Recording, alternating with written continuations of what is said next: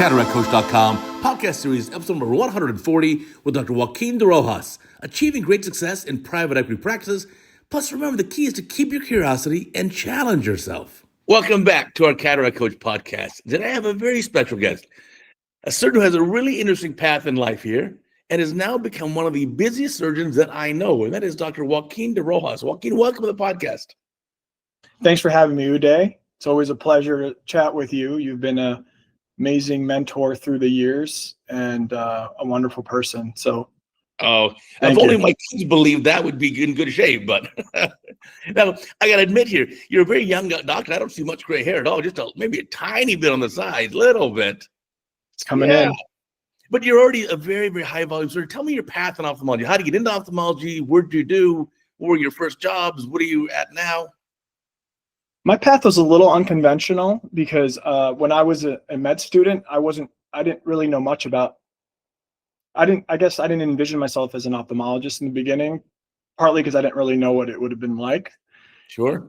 Now, as you know, our exposure in med school to ophthalmology is pretty low. Yeah, for but sure. I did have a pretty awesome week. I was at Penn Med, and we had this really nice week. And I always thought in my mind, wow, that could be a nice path. But at the time, I was pretty interested in neurosurgery. And Sure. that's without actually ever having done it, of course. At least the idea of it was very appealing to me. And so that was the path that I thought I was going down. And it took me to starting, residency program in neurosurgery. Oh, you started a neurosurgery residency program already. Wow. Yeah, that's right. So I had shadowed throughout med school. I'd done a lot of work in neurosciences, neurosurgery, and I had a mentor there, Jay Storm, who's now the head at CHOP, and he's a good friend of mine. And he what he did was just amazing, and I just loved the idea of being able to reestablish function in people, which is what neurosurgeons do. Probably a lower success rate than ophthalmologists, but that is the idea, right? So I really love the idea of it, and I love ophthalmology, but I just thought, my mind is sort of set. I'm going down this path of neurosurgery, and I got into my top choice, and I was excited to start. But what I quickly realized was the morbidity and the mortality was very hard to stomach for me, as I did the rounds in the ICU, and you could have a perfect surgery and you still have a patient who's paralyzed or brain dead or whatever. So how many years of neurosurgery did you end up doing? I just did 1 year. Okay. Yeah, 1 year of it. It was like a neurosurge gen surge combo year. But in that year, it was a very trying time, and it's a very tough residency, as I'm sure you're aware. Sure. Yeah, so it was a combination, but it was really the idea of like, what do I want to do when I'm done with all of this? And when I realized that this is not my path, then I had to make a pivot. And I thought back to the things that excited me in the first place about medicine, which is being able to help people, being able to improve their health with my hands as a surgeon, and the diagnostics are also very interesting to me. And ophthalmology was like a great fit. And I thought back, let me rethink about this. And so I reached out to some old mentors and leaders in ophthalmology at Penn, and they helped me to get on track. And I also reached out to the program director at Columbia, which is where I was doing my residency for ophthalmology at the time. And he was Brian Nguyen. He's now at UCSF, I think. And he kind of took me with open arms, and he said, come take a few days with us, check it out. And it was a good fit, and they took a chance with me. And I did some rotations there as a surgery first year. And I was able to transition into ophthalmology the next year without really missing a beat. So I was super fortunate. You didn't have to do like a match all over again. And I did get into it as a backup. I did get into that match, but I ended up not needing to. So I got super lucky. Yeah. Now, the neurosurgery people must have been a little bit upset, though. You filled up one of their key spots, and there are very few residency spots here for neurosurgery, and then you drop out or you change gears. They weren't upset? They were actually surprisingly understanding. It's Wow. not the first time someone's dropped out of a neurosurgery program. I think they really want people that want to be there 100%. No questions asked. They're willing to take a grueling residency and life, and I really admire those people, because they were phenomenal, exceptional residents and attendings at that place, and I have utmost admiration for them. But they also just want to be with people that really want to be there, and they really love it. And so I think it was, they said, hey, look, you have a lot of talent, we love you, but if there's another path for you, we want you to bring value to society in the way that you think is best. Yeah. So they were very understanding.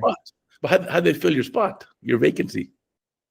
They were able to, I think they took on a third resident the next year.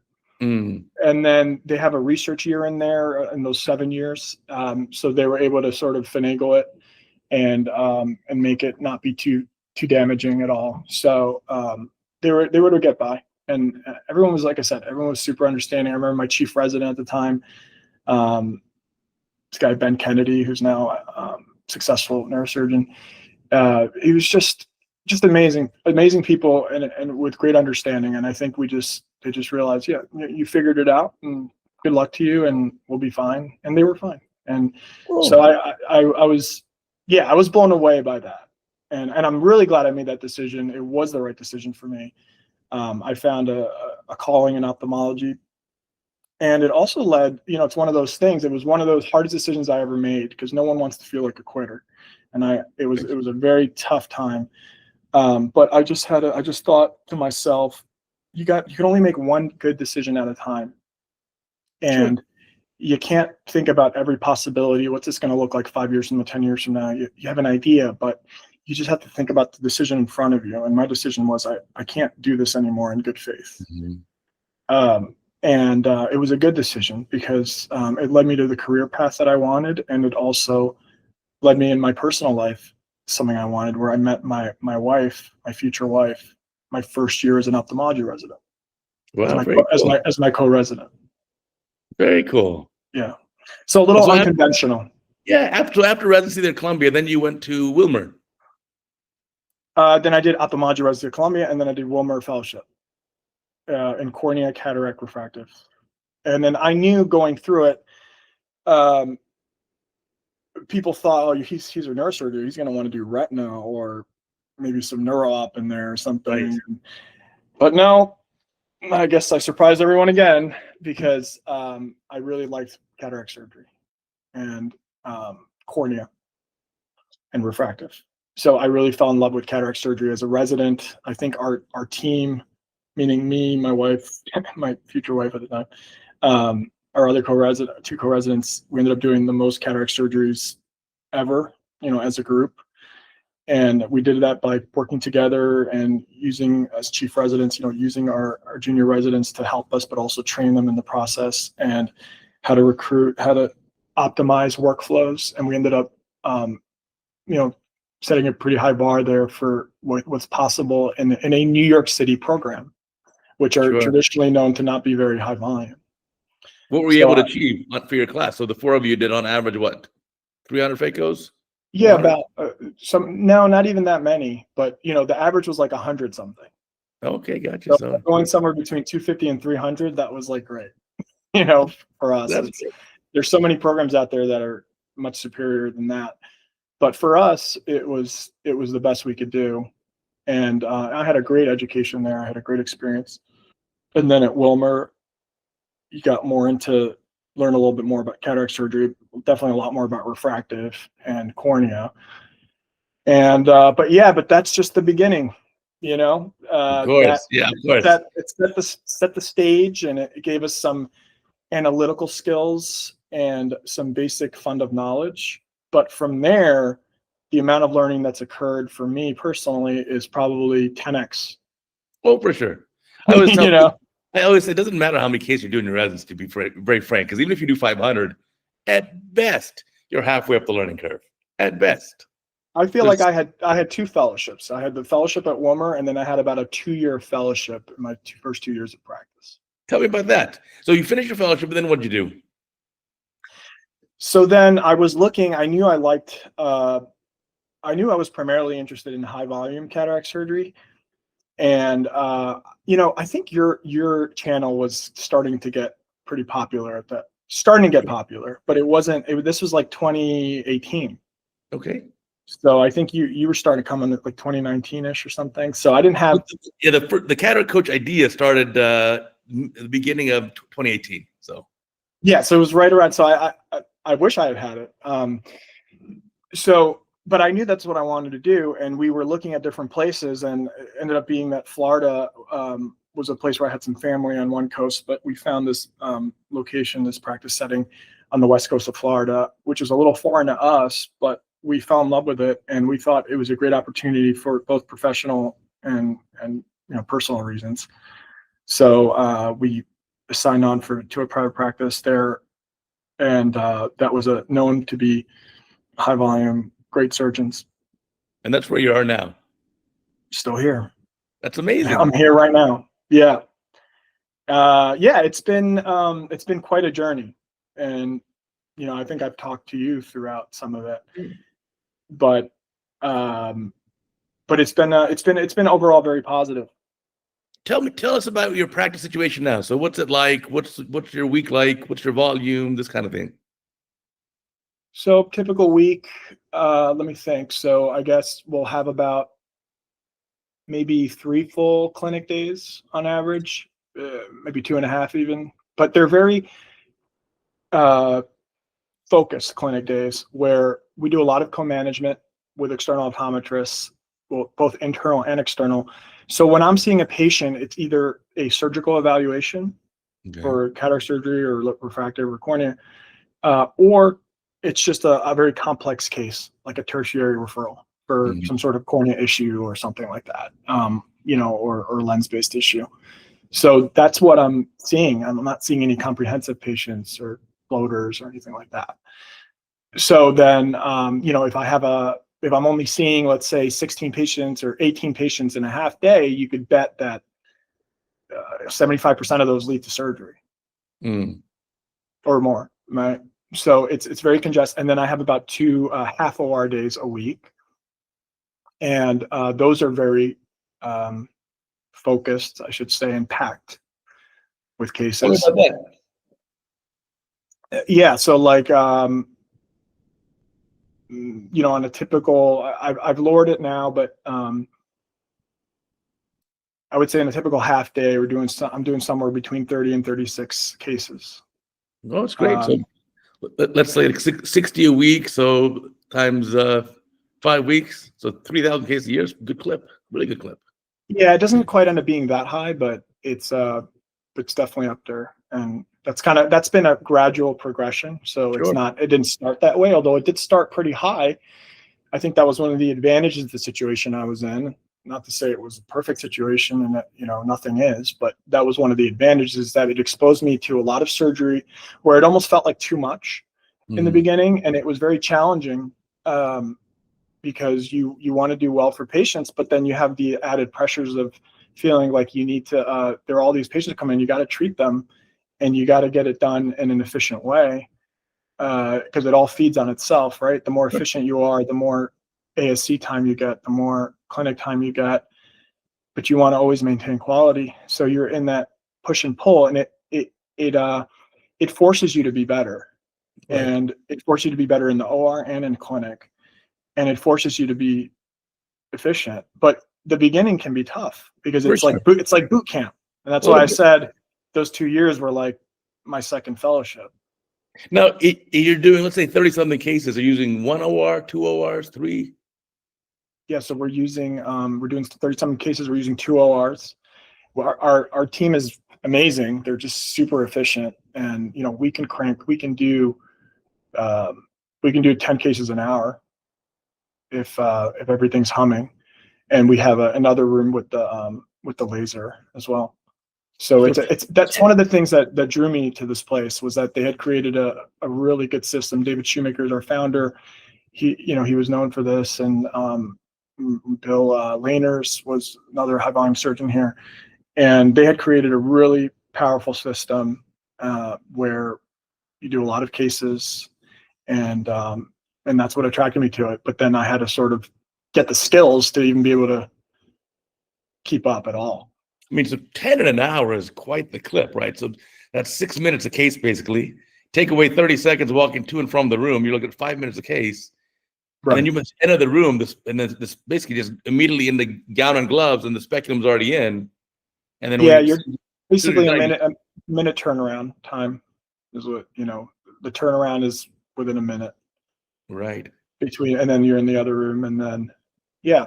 I mean, it didn't start out like that, in the beginning, I took my time and, I was doing 15-minute cases, and, but then over time, it's the atmosphere, it's the culture that I think just, you end up adapting, Right. but then you have to be dedicated to it, and you have to be persistent and methodical and just reflecting all the time on how things went, how they can go better, watching videos. I spent a lot of time when I wasn't as busy in the beginning, just time in the OR, just watching these guys, these masters of their craft, like you, just doing it and looking at the nuances. Like, where are they putting their second instrument there? When that's happening, how are they moving it to get those pieces to sort of rotate in a way where it more efficiently gets into the phaco piece with causing minimal edema? Just the littlest of the details. It's like the more surgery I did, the more questions I had. And then I would go back to the OR and look at specifically how they managed that. I would ask. I would kind of be a pain in their butts, I think, because I was always asking questions and going to them. But I think after a year or two, I developed like probably a list or a document of like 10 or 15 pages of nuanced details about cataract surgery and other surgeries as well. But even just the cataract part was probably like 10 pages. And I would review it every time before every case. I would read every single line. And then whatever, when you see vitreous or something, occasionally, what do you do in that situation? How do you make that better? So just that attention to detail and, your willingness to review all the plan A, plan B, plan C's, that all helps. It gives you more confidence. And over time, you're just developing your muscle memory so that the unusual becomes usual. So the weird stuff that was weird, that made you think twice at first, makes you not think twice. One of my the founder here, his name's David. He said something that at first really took me aback, and he said, "The OR is no place to think." And you think about it, you're like, "Hold on, that's not what I was taught." But this is what he meant, right? And it took me a while to understand what he means. Is that you get to a place where, at least for the routine cases, right? And even the non-routine cases, it all starts becoming muscle memory. Mm-hmm. So if you catch yourself thinking like, what do I do here? What do I do there? What do I do with my hand here? You're probably not being very efficient. And it means that your motor memory is not attuned yet, because you're relying too much on your frontal cortex. Frontal cortex is good, but you shouldn't have to, once you get to a point, it's almost like it's almost like you're in a flow state. Yeah, and you're in that flow state, you're not really in that state of pure cerebral analysis. That comes after and before. You should have that should all be there beforehand and afterwards, the case. But when you're in there, you really shouldn't be, unless you're trying something new, or unless you're in training, right? When I was training, I was very cerebral. And when I'm starting and try to do Yamani for the first time, I'm very cerebral in there, or but eventually the goal is to not have to be cerebral. Right, be in the state of flow. I have a good CataractCoach video about that, about being in the state of flow. Right. But you're right. But there's one thing you may miss out on, though. You don't get, my favorite day is actually post-op day one.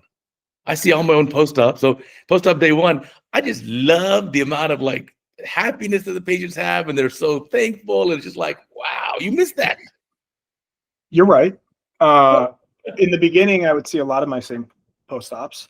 Yeah. Even now, I do occasionally see, I'll see my own post-ops, people I know, just certain patients, I'll see them. And you're right. It's amazing. At least one way that because you do want to see your outcomes, right? Of course. Sure. So one thing that I do a lot of back-to-back surgery. So we don't do same day bilateral, but I'll operate on Wednesday and then I'll do the next eye on Thursday. So we do see those patients during the second eye day on Thursday. my team will see those patients downstairs right before surgery to see how their first eye did.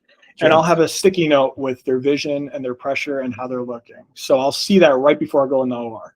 So that puts a little smile on my face. Yeah, of For course. one. And then it keeps me also attuned to any little changes that I'm making. Is it causing more edema? This type of stuff. So that's one way to do it. The other way to do it is to have really good relationships with your optometrist. And they should report to you when something is unusual immediately. You're always available to them to see a patient if there is a complication or something. You're immediately available to assist and to see that patient. So there are ways to do this and still be very involved with the patients. But you're right. There's such a pleasure to seeing your good work right out there. You're right about that. And I get letters like this. I was just reading this one here today. It's funny you said it. This letter from a patient's daughter was just like, you probably don't get to see some of your patients all the time, but the DSEC and cataract surgery that you did on my dad has totally changed his life. Yeah, and I just wanted to tell you that. And I did see him post-op initially, but I hadn't seen him in like a year. So, you get letters like this that remind you. Yeah, of course. I mean, we're very fortunate to be ophthalmologists. But you were saying earlier too, in the OR, really is about the team. Now, I had a few videos on CataractCoach where I actually have put my phone over the camera on the wall of the room and just kind of film the whole room. And, basically as important as me is that scrub tech. Like when I was, and this was a video from a few years ago, I don't even look up from the scope. And the instrument just appeared in my hands. It's just like, it's literally like a ballet. It's like a beautiful dance. And that's the reason you can be so efficient with these cases, hyper efficient. And also, again, you're in that state of flow. You don't have to, you're right, you're not thinking too much. You're just kind of going with it. In that state of flow, things just happen beautifully. You're so right about that. It's a team effort. When I first started, the scrub techs who were very seasoned, they were like, you're doing things a little differently. And I was like, how so? You keep taking your eyes out of the scope. You keep taking your eyes out of the scope to look for instruments or to ask for instruments. He's like, don't do that. And just you should always be in the scope, and your hands are just doing this. You don't even have to reach. You just go like this with your hands, and they put it in there. And you never have to say, I need my chopper. They'll know exactly what you need. And it's just, if you look at it, it's just this. And you're just looking in the scope the whole time. And it took me a while to get into that. But as I watched these guys do it, and I saw that the scrub techs, you have to trust the scrub techs, and they have to trust you, and you have to develop that. So it's definitely, you're right. It is a nice dance. When it works, you can get into that state of flow, which is pretty awesome. For sure. Now tell us about your practice kind of setup here, because you're very unusual, because this is your first job you've had is your only job. So yeah, I am unusual. So it started off as I was building up my practice and establishing my relationships in the community, and as time went on, I just started getting busier and busier. And then as of most recently, taking a more leadership position in the practice. Great. And we're part of a larger PE-backed platform called USI.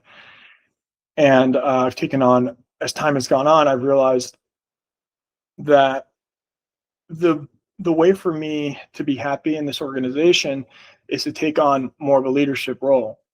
Sure. Because at least then I feel like the destiny is a little bit more in my hands. Not to say that it's fully in my hands, but it's more, and I look up to a lot of people that have started their own practice, and some people that have some doctors that have started the way I did and have moved on, and I look up to people like you, because then you have total control, right?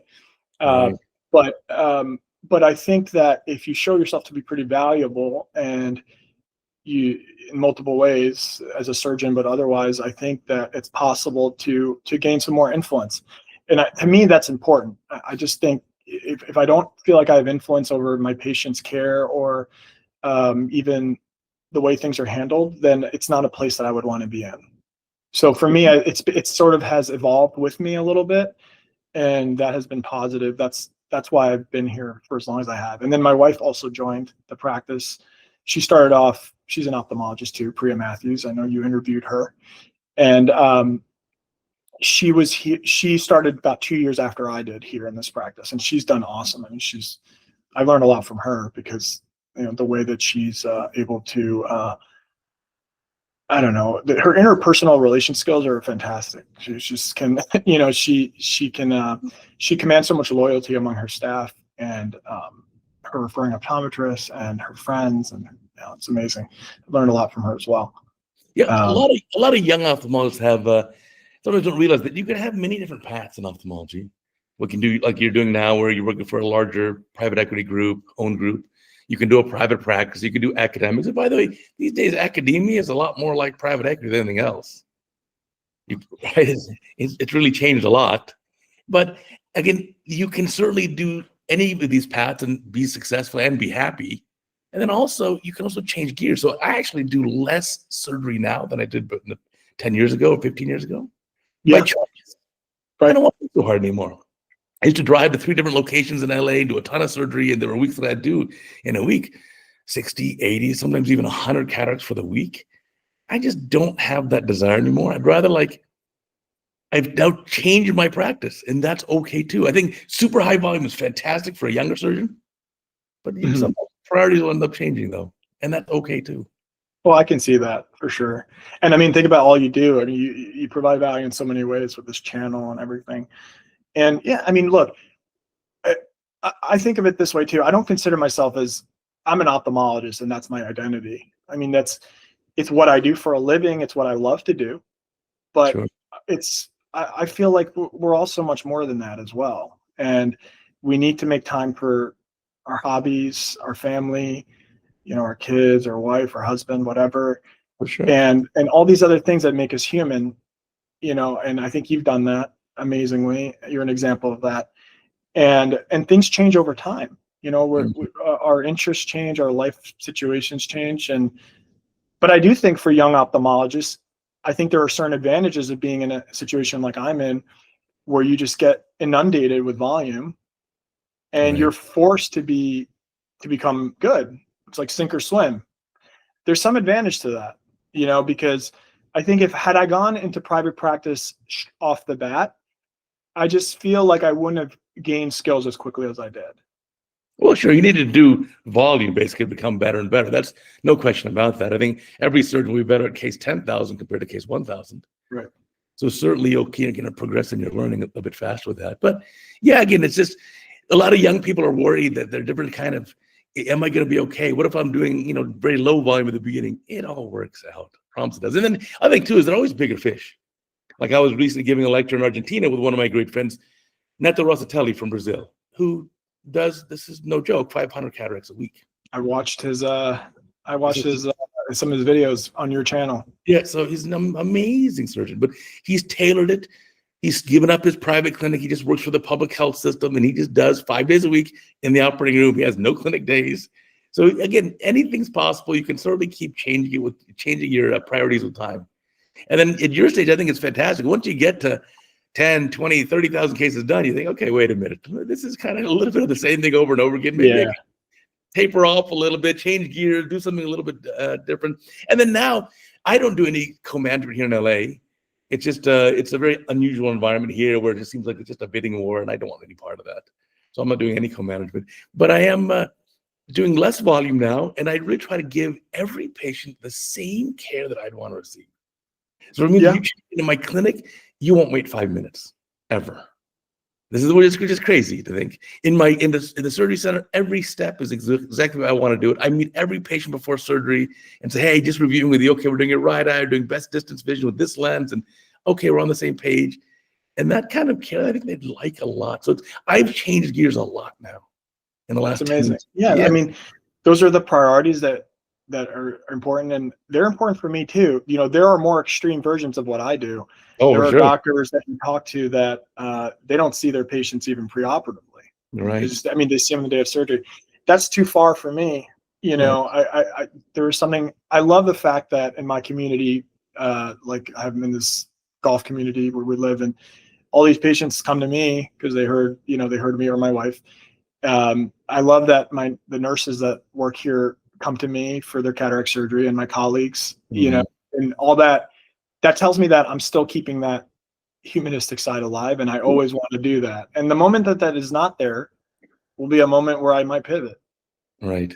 right? Right. So, and I think the other thing is too, that the place that I'm at right now, it's, I work about 4 days a week. It's also allowed me to pursue a lot of other interests, like, a lot of the stuff that I'm doing with industry or with AI, and a lot of research that I've done, that I've worked with companies. And that's very important to me. If I was, and I also like to throw in some of the complicated stuff in there too, because it challenges me intellectually within ophthalmology. I don't think I would just want to do cataracts nonstop. Not to say, I think there's a lot to it, and I do love cataract surgery, but I do like to diversify a little bit as well. Yes. It's so. Tell us, well, what's the one nice thing about being for a part of a bigger group? You don't have to run a business. You can get involved, like you said, in leadership positions if you'd like to. But the nice part is you do have time away that you don't have to run a business. You can actually pursue other things. Now, tell us about your AI projects. What are you working on with that?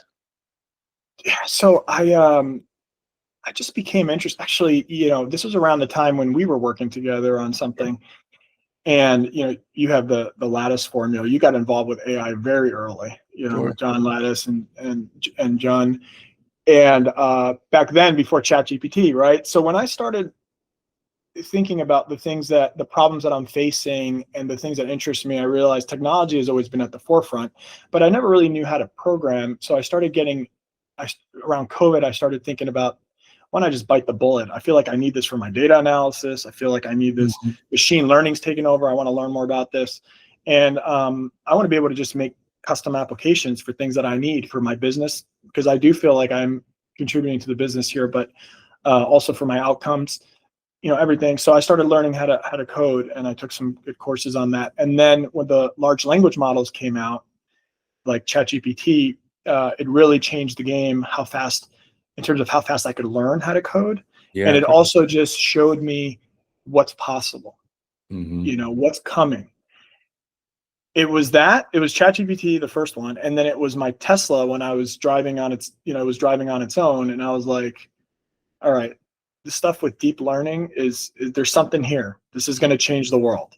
So I just wanted to be part of it, Sure. and even if it's a very small part. So I've just got more and more involved with creating sort of, custom applications to help me with my own data analytics, my own outcomes analysis, some stuff that I do for the practice as a whole, to help with whether it's on the marketing front or our patient access center, to create chat agents or tools that our call center can use to better triage patients and be able to, because that's a big task right now. It's very hard to get for these big groups to get a good functioning call center. We still have a lot of work to do, but technology is going to really disrupt that, and it already is.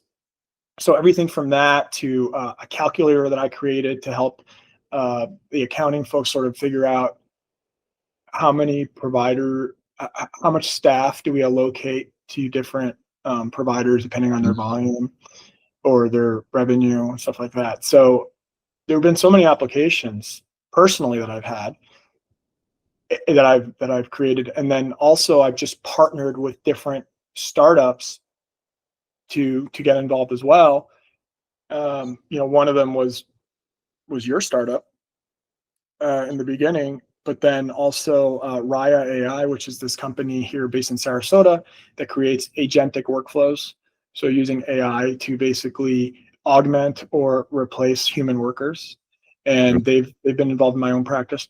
And then also more recently, I partnered with this company Visionary as an investor, but also advisor. And they're really interested in being able to query EMRs and scheduling systems to ask and answer questions that would normally take weeks and weeks to answer in a team of people. Like an example that I recently used, if you see glaucoma patients and you're wondering, how many of these glaucoma patients am I actually performing MIGS on? Or how many did I miss the ball or drop the ball on and forgot to do that, or our optometrist did, or whatever, refer them for that.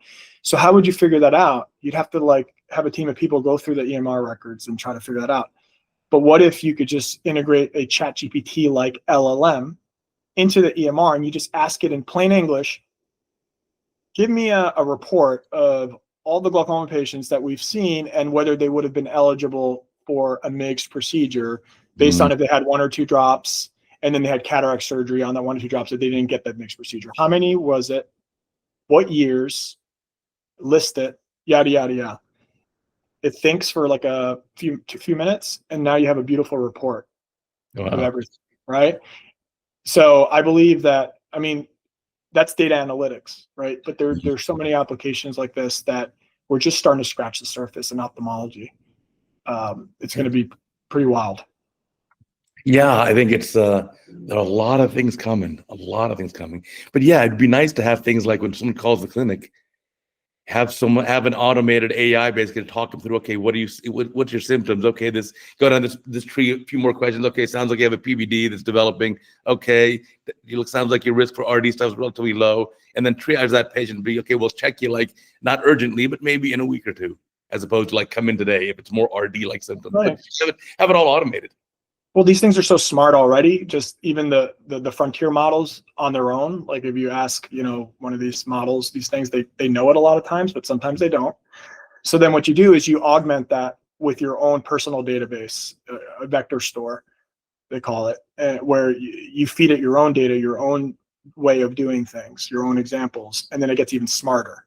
Mm-hmm. And then the third step is to rate it. So then you start using it, and if it answers something the way you'd like, then that's a good thing. That's human feedback, it's called reinforcement learning.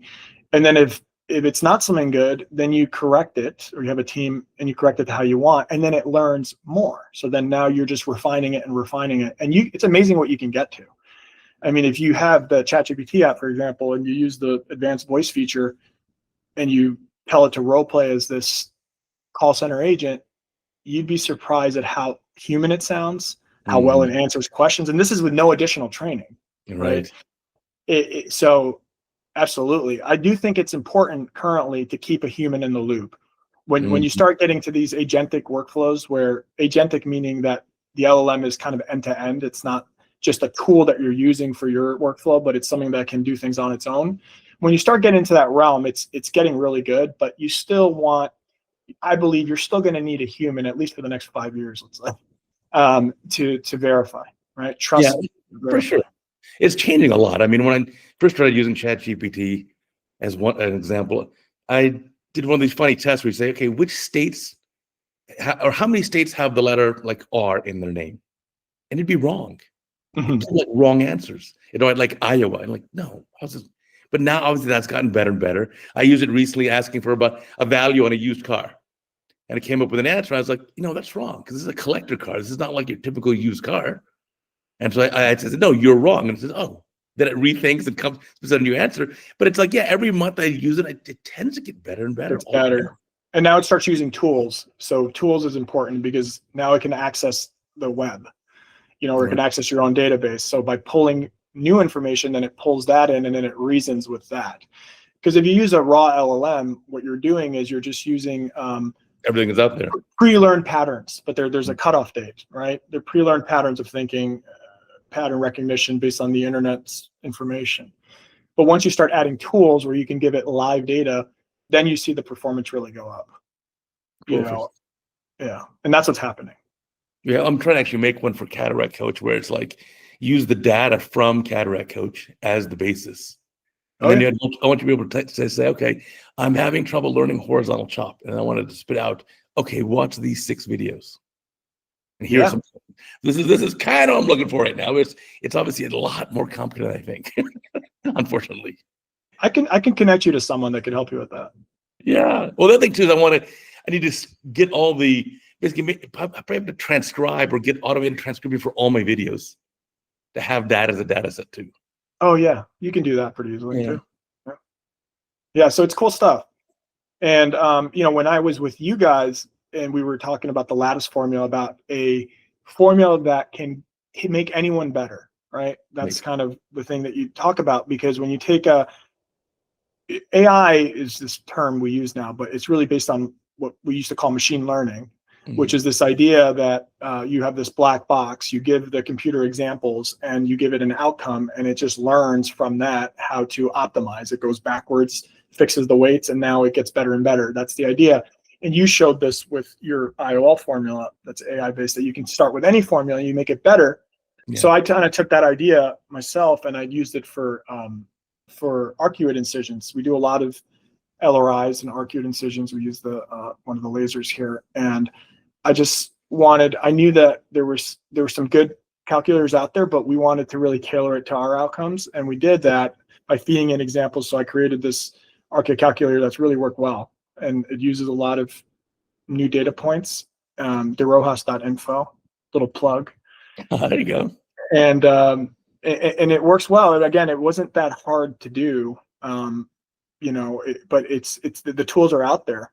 That's the basic machine learning, pre LLMs, pre ChatGPT. But I do think there's so much room for us to get better by leveraging these tools. If you got an ophthalmologist who's listening who just has an interest in this, doesn't know where to start, what would you recommend? Would you recommend one of these? There's actually a couple of good online courses through some of the universities for free. Do you recommend any of these? I think it's important. You just have to decide like how deep do you want to go, right? Yeah. I think that's the first decision. So if you're going like all in deep, and it's hard to do this, you got to have time. And if you have kids, it's really hard.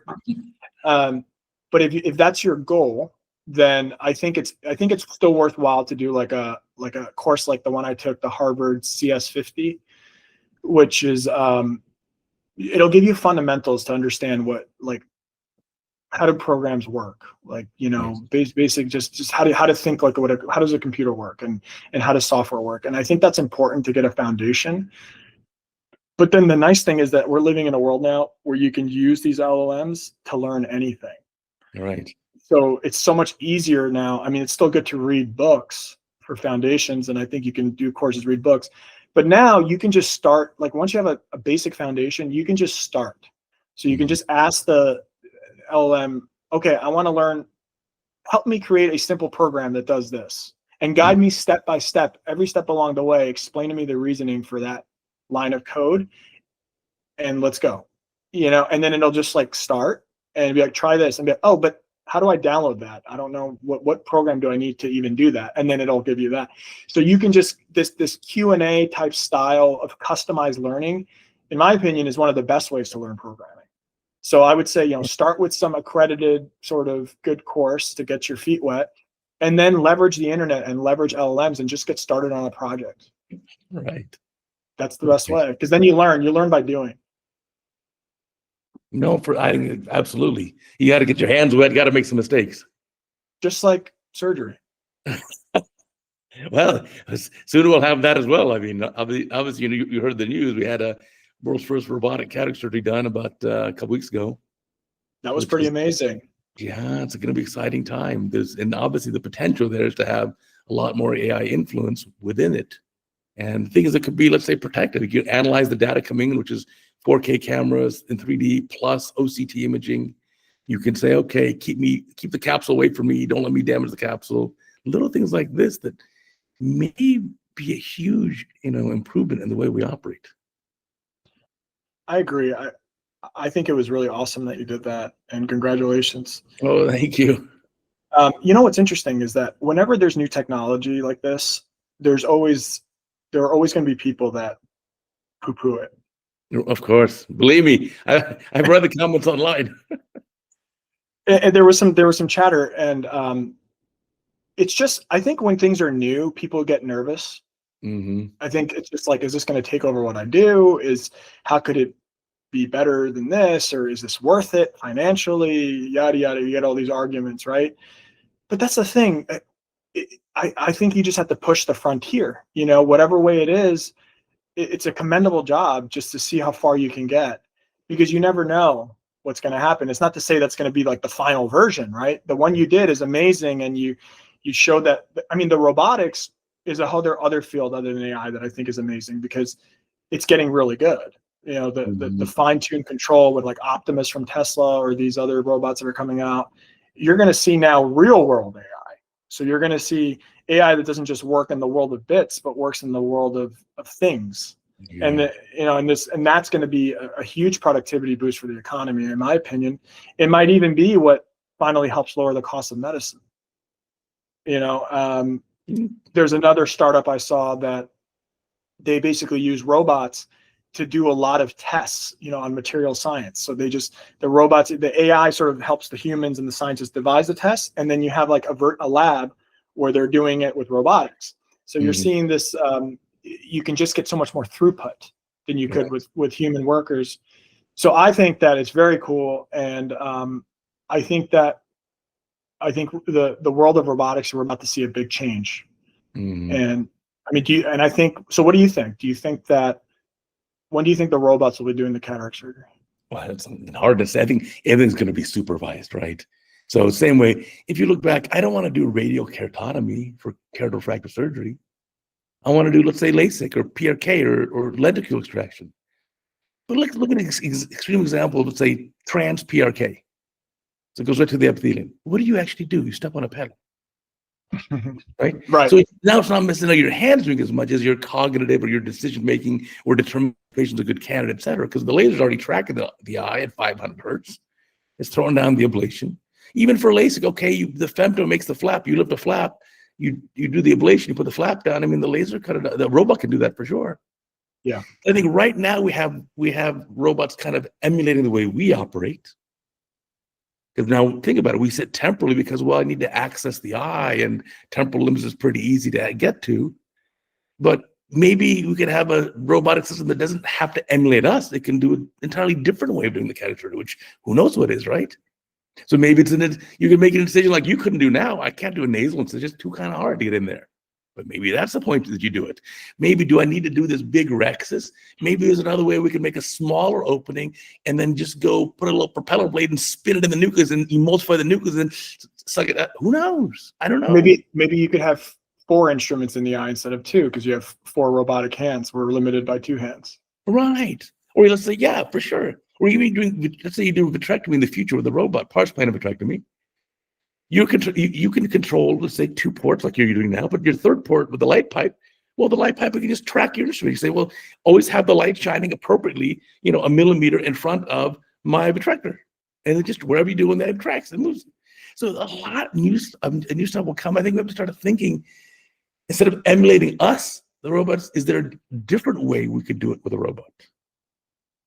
I think what's interesting is that, like you're touching upon, I think as this technology evolves, and I think when robotics and AI come together, because right now it's a little more separate, like the robotics is the human controlled robot, right? I think we're going to adapt as a species. I think that's the part we don't realize. It's not so much that we're creating this new class of workers, these robots, it's that's going to change us as a species of humans and ophthalmologists. What is our role? And I think it is going to become a lot more, you're the supervisor, you're the thinker behind it, the problem solver, although that you're going to be assisted and augmented by AI, but it's going to be a much more high level. You're like the CEO of the healthcare being distributed, and you do have to be a backup. The robots can fail. You have to get in there yourself. You have to have skills, fundamentals, but it's very interesting. Yeah. I don't know how it's going to be, but I think we need to be open-minded. And again, I think we shouldn't just do things because it's cool. I mean, I think us that love technology, Sure, are drawn to that. But at the end of the day, like if something is going to help patients and improve, has the potential at least to make things better, why wouldn't we be on board with that? right. And then it's just selfish not to. Right. And then, of course, remember, all this just keeps evolving. I remember 15, 18 years ago when I had my BlackBerry and they came out with the first iPhone. And I was like, no, I like the BlackBerry. I need the keyboard. Well, now look where we are with the iPhone 17. It's like unbelievable. So again, every generation will certainly get better and better. Look at phaco machines. And look at that too. They told Kelman he was crazy, right? They kicked him out of everything. And then the first phaco machines were a little bit barbaric. But I mean, look where we are now. These machines are unbelievable. Yeah, for sure. So I think I think it'll keep evolving. But yeah, I was quite surprised by a lot of the really negative comments. And there's even someone forwarded me. There's a whole Reddit thread where people are like throwing me under the bus. I'm like, okay, I'm not replying. It's very crazy, but It's like, sorry for pushing the envelope, guys. yeah, I mean, maybe people feel threatened, I guess. You would Yeah. but I don't see why you would. I think it's my example, radiokeratotomy to LASIK. It's no different. You shouldn't feel threatened by it. Certainly, it's a newer technology that has a huge potential, and time will tell where we end up with it. It never hurts to explore. Right. But I still think it's obviously amazing to be an ophthalmologist, and we're not going to be replaced. We're going to be augmented. I think this will be a better version of me. Right? That's right. So I think we're all going to be augmented in some way. Yeah, you figure? I think we already are. I mean, they've shown that doctors are now like using these LLMs to look up stuff. You know, it's such an easier. You're in clinic, you see something you're not sure of, and now you can just upload a picture of it, and it can give you a better differential than you could have figured out, or you just describe to it the findings, and it can help you. Why wouldn't you use that?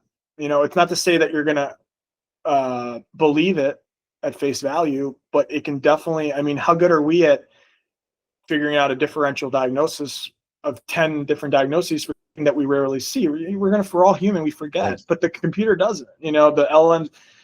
So I don't know. I think it'd be silly not to. I think it's already making us better doctors. I think it is for me. I mean, you still use like Will's Eye and these trusted sources, but you can also get something that's a little easier to look up, faster, and maybe more attuned and updated, right? If you create one of these databases of all the PubMed articles, and and you can search that in a way that like a semantic search where it understands the points and the ideas, and now you can search by ideas, not just by text. That's already out there. Yeah, so for sure. I mean, I just sit sometimes, I'll drive and I'm just thinking like, okay, what's the next thing? What should we do? What should we do next? What's the next kind of project here?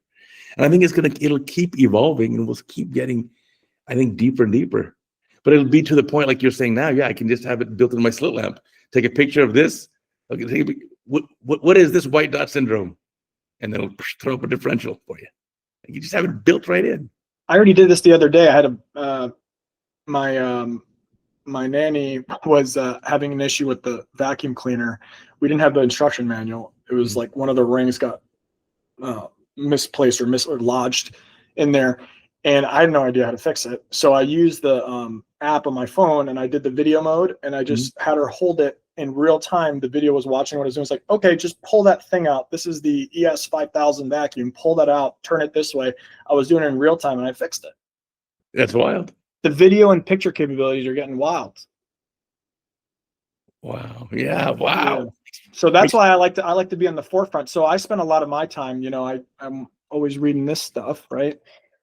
As hopefully we're all doing, but I'm also reading the AI stuff. I'm just reading that. I'm in the newsletters. I listen to the podcasts, a few I could recommend, but I just want to stay on top of that because I feel like that's going to be, it's going to change a lot of the stuff we're doing. I'm impressed you're actually reading, someone as young as you reading ophthalmology journals in like paper form. They somehow kept coming in my mail. I don't even remember signing up for them. I think it's because if you're part of like some of these organizations, they just mail them to you. Yeah. But I'm glad they kept coming because I read them. No, but I like them. I just access them online. They access them on your device. I don't like to read paper ones, but it's charming. This puts it right in my face. I can't ignore it. I either throw it in the garbage or I read it. So I might as well read it. Yeah, I guess. Whereas I get on my computer and then now I'm on social media for half an hour.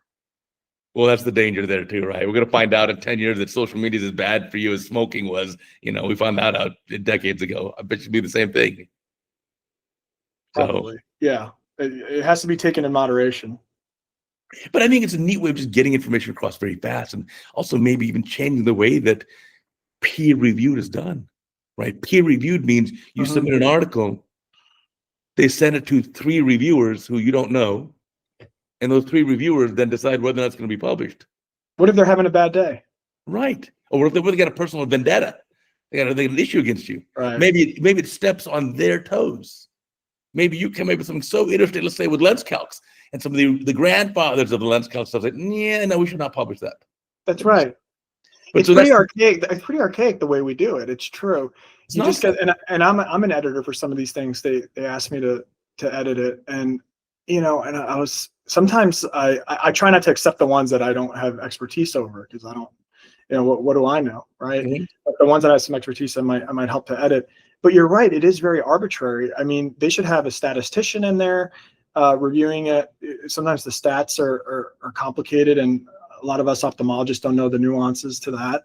And they should have, maybe that's where actually AI can help also, right? Just to kind of, as a cursory review in the beginning, and then bring it to the next level. But you're right, it's not. I think social media, like we've seen with, especially now with all this talk with X and the Twitter and all this, yeah, it's bringing the power back to the people, and it's allowing us all to be able to publish and to share our information that we learned. But the question then is, how do you make sure there's quality control? Well, the easy part is, that's the easy part. The quality control is everyone votes. If I put a video that's really good, I can see it in the comments, I can see it in the likes, I can see it in the views. If I put up a video that's not so great, well, the views tank. I mean, when I give a lecture, one of the reasons I'm so good at giving these lectures, like Best of CataractCoach, is because I already know what videos are super popular that people are going to love. I already know. I got 2,700 videos to choose from. I can say, let me see, okay, of my white cat or my capsule break videos, which one's got the most comments, the most likes, the most views? Let me use those, edit those again, and put that in my talk. So I know I'm going to come there and hit power after video after video after video. It's going to be great, great, great, because I already know it. I already tried it. So, give the people what they want. Right. I already know. I know ahead of time. And so then I was like, I'm pretty sure if I give this talk, I'm pretty sure everyone else is going to love it, because they already have. Yeah, that makes sense. I mean, I guess, the voting machine, the popularity, that's kind of how our democracy works, right? Yeah. We hope that leads to the truth. Yeah, that's true. Good stuff gets pushed to the top for sure. Yeah. And so I think that's peer reviewed. Now these are actually my peers, right? I put the video that went up this morning on CataractCoach has already received, who knows, 10,000 views from my peers. That's when you look at that video that has the 10,000 views, the highest views, is it one that has the most shock value, like a complication that's just people just drawn to it? Or do you consider independently that, yeah, this video is very valuable, I can see why it has 10,000 views? Or is it like, or does it have 10,000 views because it's just the most shocking? So it can be either. So you got to look at that. So you could have that. It's like, wow, look at that capsule broke. I can't believe that just happened. So those obviously get a lot of views too. But the other ones get really great views. It's just like something really clever, a really smart surgical pearl. Mm-hmm. I got a video a couple of days ago where a surgeon sees a hole in the capsule, puts the IOL in as a scaffold, then goes back and fakes with the other pieces. And, that's a useful thing. And I also see how many people forwarded that. What's interesting, though, is not put the same videos on YouTube and Insta, obviously. All is the same video across platforms, but the Insta videos are edited differently. Okay. Because Insta only have 3 seconds to get your attention, otherwise you swipe. Do you edit all that? I do everything. Nice. So you have to. Because if I on Insta, you don't want to see the big intro and this. You will not wait 30 seconds for the good part. You will not. You'll wait 3 at most. Are you a one-man show? No, I have some help, but again, how can I teach a non-ophthalmologist how to edit? I can't. Right. I can't. But it's really amazing what you're doing. Let me just tell you, because look, you're an excellent cataract surgeon and business person, all that type of stuff. But you've used, it's like what we were talking about. That doesn't explain you, though. You have so many interests, and you have so much curiosity in all these other realms that you've shown excellence in, and that's very inspiring. Because it's like it's like being the total human. I do believe, that I was thinking about like what message would I want to impart on, young doctors that have aspirations, young ophthalmologists. It's don't forget about your curiosity. Just keep that curiosity alive. That interest in trying new things, because I just see too often people get set in their ways. Mm-hmm. And they just start looking at their job as just a job. Mm-hmm. And then they all of a sudden have no time for anything else. And then you just it's like a self-fulfilling prophecy of misery. Yeah, it becomes a grind if you do that. Your life becomes a grind. Right. You have to stay fresh and curious. It's kind of like your kids, like when they first learn about something like that's so elementary to us, they're so excited. Mm-hmm. You gotta keep the curiosity. I like that. That's right. And I think your channel does that. To a degree, we're doing okay with that. But yeah, I'm actually constantly impressed how even the channel grows. Now, Insta, I will predict, will take over the YouTube views in the next couple of years. Right now, I get 1.5 million Insta views a month. I'm getting about 2 to 3 million YouTube views. But I bet you Insta's growing so fast. Interesting. It's like, I think our attention spans get shorter and shorter. People are like, well, I just watch it on Insta because first it's convenient. It already comes up in your feed. Right. You don't have to go anywhere else. I know my least used is going to CataractCoach.com, the actual website. And I look at the data too right now, 70-something% is used on a mobile device. Only 30% of the views, let's say, are on a desktop or laptop. It's changing. Yeah, it's very much changing. Yeah, so it's interesting to see how it all pans out. Let me ask you one last. What about TikTok? I don't do TikTok because the terms of service requiring me to install all that nonsense on my phone or access my whole phone I'm not game with that. Sorry. Yeah. Okay. Because I know that their algorithm, I've heard from creators that it's you can get viral very fast on there. Yeah, so I don't want viral among the general population. I take pride in that people who watch my videos are overwhelmingly ophthalmologists. They're not lay people. They're not patients. It's not a cute puppy video. It's a gross eyeball surgery to 99% of the population. That's right. Yeah, that's good. So I just want to keep my audience as ophthalmologists. And honestly, it's taken over this. Look at all the industry trade journals every year. Aren't they thinner and thinner and thinner, fewer and fewer pages? Slack Books just recently stopped publishing books. There's just changes too much. It's like they literally closed their book publishing division. It's like, whoa, that's a new world. Well, you're getting with the times, and you've stayed up with all of it. That's great. Yeah. Well, it's like you said, it's the curiosity. But the other thing, my secret weapon is, honestly, I'm not the smartest ophthalmologist. Most ophthalmologists are geniuses. I'm not. But I'm a donkey. I can work really, really hard. And I've always made up for anything else by I can just work harder. I don't think you give yourself enough credit. I also think you're super smart. But anyway. Yeah, it's certain ways. Yeah. But again, your kids are too young. What your kids are teenagers, then they'll tell you, Dad, you're not that smart. Maybe that's good. It'll bring my ego down, all of our egos down, our kids, right? Anyway, yeah. Well, Kidana, what a fun conversation we've had here. I really like the AI discussion we had. I like that you like to keep curious. I think that's a great thing. I'll probably put that on the title slide here. Keep your curiosity, keep learning. And then I also really admire how you came right out of your training and just kind of hit the ground running and really ramped up to be very successful in what you're doing. So congratulations on all the above. Thank you. Appreciate that. And your channel, when I started practicing, it became bigger. And I just think it's so important to have resources like your channel to just push the envelope, see new things that you haven't encountered, and try to challenge yourself. You see something different, and you're like, wow, that could be better.